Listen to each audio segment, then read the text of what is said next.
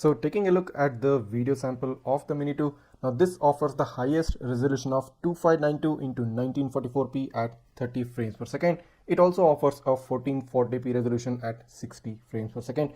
Now this particular video has a bitrate of about 29,000 kbps, and the file size of this video, which is shot for 1 minute, is about 212 MB. So based on this, you can calculate how many hours of videos your microSD card will hold depending on the storage space of the microSD card. Now this camera has a Sony Starvis 2 IMX 675 5-megapixel sensor.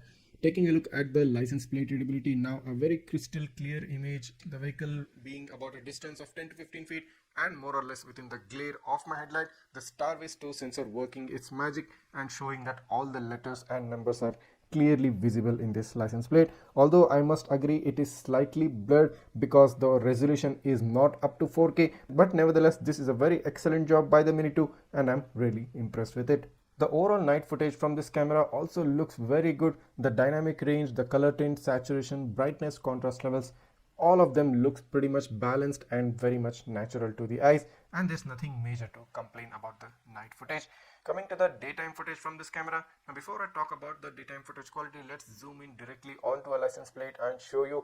Now this was a speeding vehicle from the opposite direction and still this camera has been able to catch a very good read of the number plate. All letters and numbers clearly distinctively visible and again slightly blurred out like in the night sample, and this is due to the lesser pixel count compared to a 4K resolution. But overall, for what it's worth, this camera offers some really good license plate readability at close to medium far range.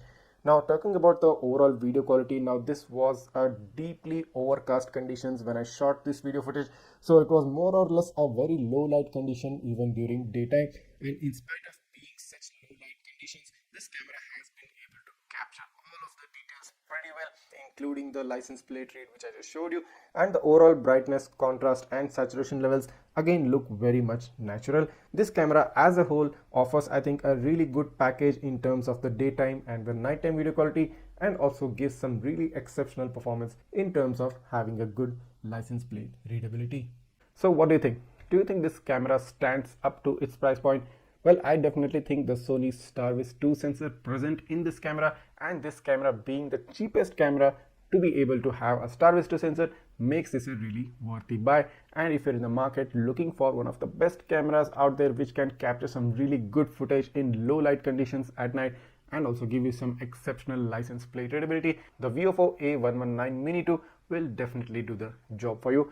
So if you're interested in purchasing this dashcam, the links to purchase it is provided in the description. So let's go ahead, click down on the description. You'll find the purchase links along with all the relevant video links as well. So if you have any doubts or queries regarding this dashcam or any other dashcam in general, do write that down in the comments and I'll try to answer them as soon as possible.